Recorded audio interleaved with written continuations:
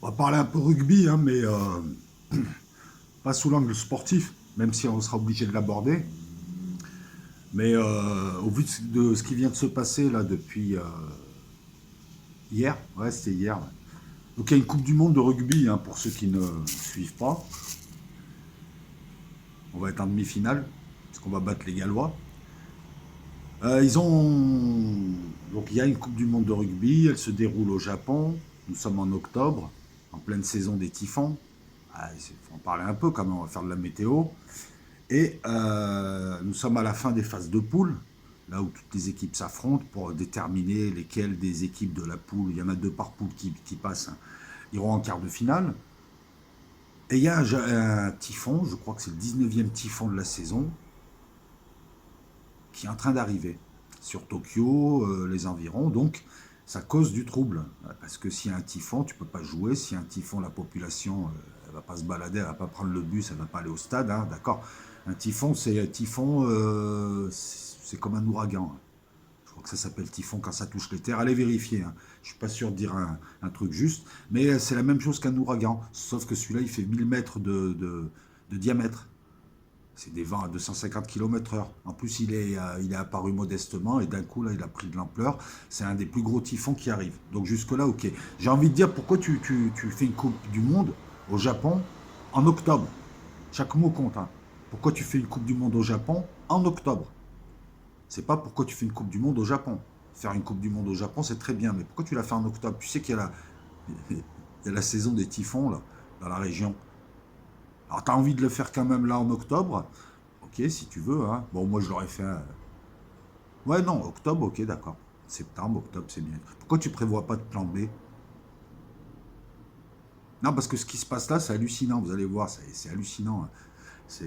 On parle du foot, de la thune au foot, mais au moins l'UEFA, la FIFA, ils restent quand même pro quand ils organisent des trucs. Bon, ils s'en mettent plein les poches, mais professionnellement. Donc toi, à la limite, tu vois le match. De toute façon, ça n'allait pas dans tes poches, hein, dans tous les cas de figure.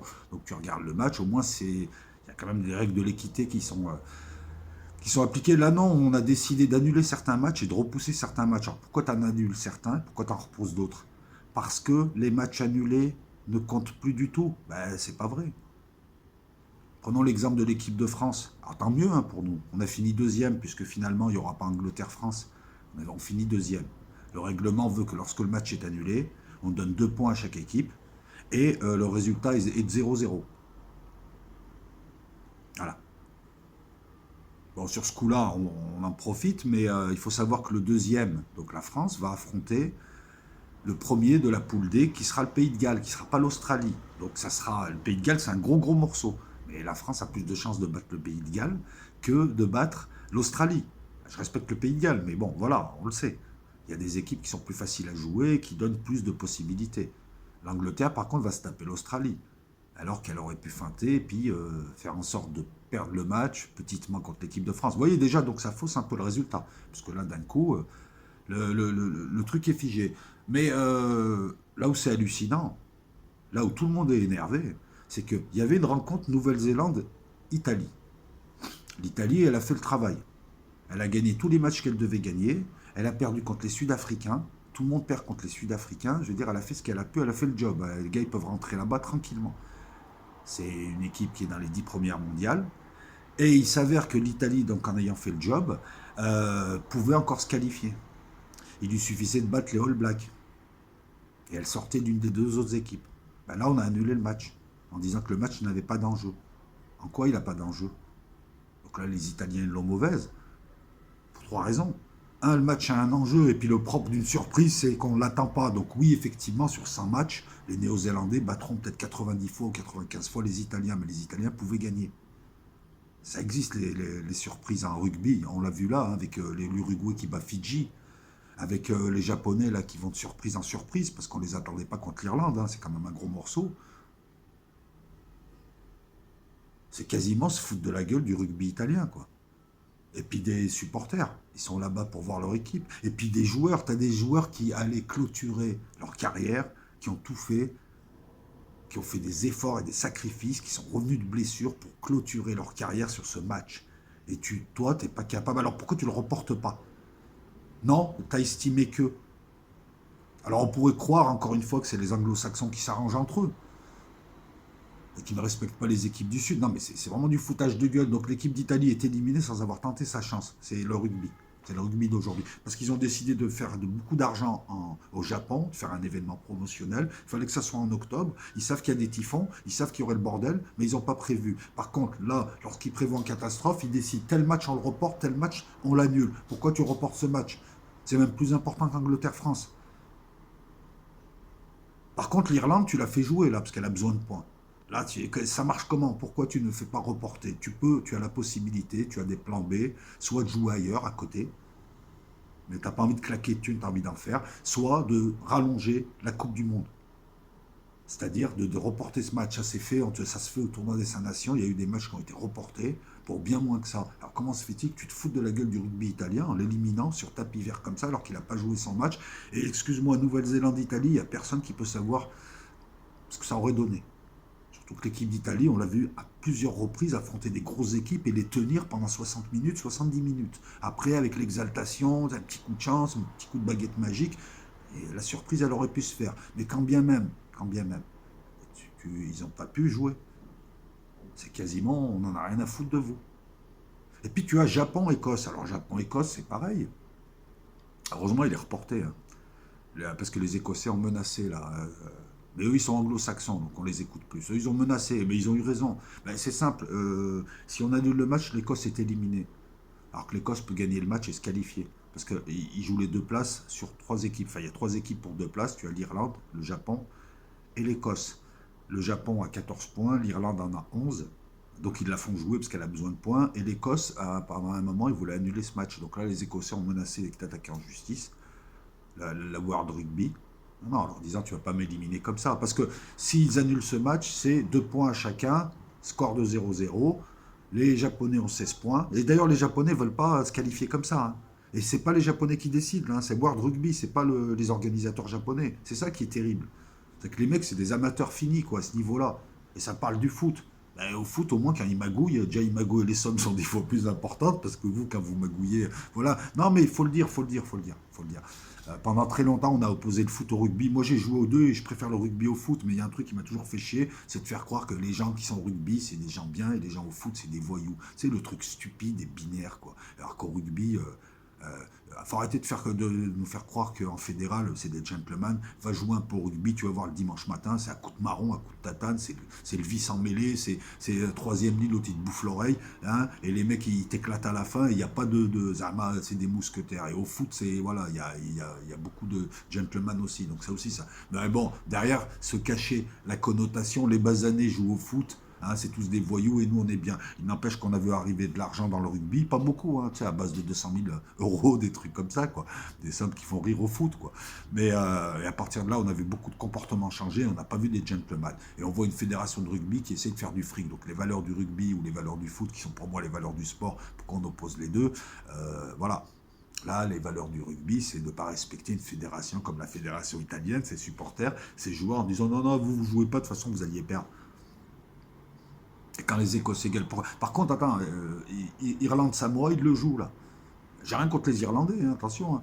Mais pourquoi... explique-nous pourquoi certains matchs sont annulés et pas d'autres. Ils pourraient aussi déplacer les matchs, mais non, c'est trop compliqué de passer d'un stade à un autre stade. Et il faut quand même penser que beaucoup de supporters viennent d'Europe. Et Europe-Japon, c'est bon, hein, c'est pas je prends le guide du routard, j'y vais, ça coûte de l'argent, c'est pas forcément des gens riches, hein, c'est des gens normaux, ça coûte beaucoup, beaucoup d'argent. Hein. Allez suivre un petit peu votre équipe nationale, vous allez voir, entre le prix du voyage, le prix de ci, déjà ils économisent toute l'année, ils vont au Japon, et tu dis aux supporters italiens et à certains joueurs qui allaient clore leur carrière sur un match comme ça, parce que c'est comme si tu veux clôturer ta carrière en jouant le Brésil en Coupe du Monde. C'est l'apothéose. Bon, tu vas pas gagner, mais au moins, voilà, tu leur enlèves ce plaisir. Et tout. Japon-Écosse, donc, les Écossais 10 points, les Irlandais 11 points, les Japonais 14 points. Sachant qu'au rugby, une victoire, c'est 4 points, voire 5 points si tu as marqué suffisamment d'essais, à savoir 4, hein, tu as un point de bonus supplémentaire. Et le perdant peut aussi avoir un point, parce que ils perdent moins de 7 points. Je ne sais pas si tu me suis. Et puis il peut y avoir aussi le cas du match nul, 2 points, 2 points. Et puis le cas du match nul où chacun a un bonus offensif. Tu vois, par exemple, tu peux perdre de moins de 7 points, avoir mis 4 essais, tu as 2 points. Voilà, tu dis, c'est bon, c'est le rugby. Hein, non, non, mais il faut sortir d'école d'ingénieur des fois. C'est vrai, même les règles. Et donc si le Japon perd et l'Écosse gagne, et l'Irlande gagne, et l'Irlande va gagner contre le Samoa, c'est pas le gros Samoa, hein, des années passées, le Japon peut être éliminé. Donc le match, c'est véritablement un match à enjeu. Le Japon a besoin d'un point. Les Écossais ont besoin de 5 points. Non, 4 points. Et il ne faut pas que le Japon ait un point. Donc les Écossais doivent gagner sans que les Japonais soient à moins de 7 points. Là, ils ne vont pas l'annuler, ils ne peuvent pas. Tu vas pas éliminer l'Écosse qui peut gagner sur un match. Je veux dire, c'est leur finale. J'espère que le Japon va gagner, mais je peux comprendre que les Écossais ne veulent pas se laisser faire. Voilà, ça, moi, ça me fait bondir. C'est pas forcément. On parle pas enfin, si, on parle de rugby, mais ce que je veux dire, c'est cet amateurisme, cette course au fric, cette médiocratie qui fait que je suis certain que les mecs qui sont là-bas, il y en a pas un qui joue au rugby. Non, j'exagère peut-être, mais je veux dire, c'est une mafia, quoi. Au moins, la FIFA s'est organisé des matchs. On lui reproche même d'en organiser trop des matchs. Mais là, c'est n'importe quoi. C'est un manque de respect. Notamment la fédération italienne. Hein, parce que je pense que la fédération française était contente de ne pas jouer, de ne pas prendre 50 points contre l'Angleterre et de finir deuxième. Parce que quand tu finis deuxième, tu as une chance. En quart, tu as le Pays de Galles au lieu de l'Australie. Donc tu as une chance d'aller en demi. Puis après, en demi, sur un malentendu, tu peux te retrouver en finale, comme en 2011. Tu avais une équipe moribonde qui s'est retrouvée en finale et qui s'est fait voler en finale. D'ailleurs, en demi-finale, ils ont affronté, je crois qu'ils ont gagné 7-8 ou 8-7, le Pays de Galles. Des scores étriqués. Et là, c'est possible. Le Pays de Galles a un jeu qui, je vous rappelle que lors du tournoi de cette année, première mi-temps, la France menait, je crois, de 16 points. Quoi. Après, bon, ils se sont effondrés, mais l'équipe là peut faire quelque chose. J'ai vu des équipes de France pire, et puis, je sais pas, sur un match contre un gros comme ça, d'un coup, ils retrouvent leur rugby et ils te font un match de fou. On l'a vu, ça, on le voit à chaque fois. Hein. Je veux dire, ils sont capables du meilleur comme du pire, ils sont hyper fantasques, mais ils sont capables du pire, mais ils sont capables du meilleur. Ils sont même capables d'être champions du monde cette année. Pourquoi pas? Qu'est-ce que t'en sais? Eh ouais, eh ouais. Parce qu'ils vont se taper qui? Ils vont se taper les Pays de Galles. Après, qu'est-ce qu'il va avoir? La Nouvelle-Zélande en demi. Ouais, c'est ça. Et ensuite l'Angleterre en finale. Sur un malentendu, la Nouvelle-Zélande, surtout que l'équipe de France, la Nouvelle-Zélande, elle l'a souvent croqué, quoi. Pareil, le jeu de l'équipe de France, très souvent, ne convient pas aux Néo-Zélandais. On a vu beaucoup d'exploits. On l'a vu en 2017, non, 2000, je te raconte pas de bêtises. En 2007, on l'a vu, voilà, c'est un peu comme le Brésil en foot. Quand on les a en Coupe du Monde, on les gagne à chaque fois, alors c'est une bonne équipe. Qu'est-ce que tu veux que je te dise d'autre bah, écoute, on va aller voir un petit peu les nouvelles. Hein. Non, mais ils ont un typhon, je comprends pas. Qui c'est qui les contrôle? Ben ouais, je sais pas, il faut qu'à un moment donné, celui qui est en haut soit contrôlé par le bas, que tu fasses un cercle. Qui c'est qui les contrôle, ces types? Alors, ils organisent aussi, non, mais au foot, ils organisent une Coupe du Monde au Qatar. Déjà, pourquoi le Qatar? Non, mais si, enfin, on le sait, mais voilà. Euh, En plein mois de juillet. Mais là, au foot, au moins, ils n'ont pas été cons. On leur a dit non, non, là, c'est abusé, on peut pas. Ils l'ont repoussé en décembre. Mais pourquoi le Qatar? L'athlétisme, là, au Qatar, là, les mecs tombent comme des mouches parce que le climat ne permet pas d'eux. Donc, on a de plus en plus des pseudo-sportifs qui sont des financiers qui se sont emparés du sport depuis très longtemps, qui maintenant décident, mais ne décident même plus selon des règles sportives ou des règles de bon sens. Hein. Je veux dire, tu ne fais pas une Coupe du Monde au Qatar en juillet parce qu'ils comptaient la faire comme ça.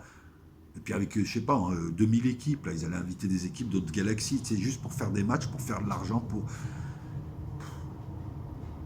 Quelquefois, je suis content de pas aller au stade, hein, parce que là, franchement, c'est... Puis voilà, quoi. Donc, bon, ben, voilà. Fin de la vidéo, petite vidéo, le crunch n'a pas lieu, non. Ils l'ont mauvaise, les Italiens, là, quand tu lis les articles, ils l'ont mauvaise, hein. Là, tu vois, c'est qui, là, Sergio Paris, ouais, c'est leur capitaine, bah ouais, il dénonce un manque de respect, c'est un manque de respect flagrant, c'est quasiment, ils se font insulter, les mecs. C'est quoi ce foutage de gueule? Moi, je vous rappelle juste une chose, c'est que les anglo-saxons, il suffit juste de retirer tes thunes. Il n'y a plus de Coupe d'Europe de rugby, il n'y a plus de Coupe du Monde, et ils jouent entre eux.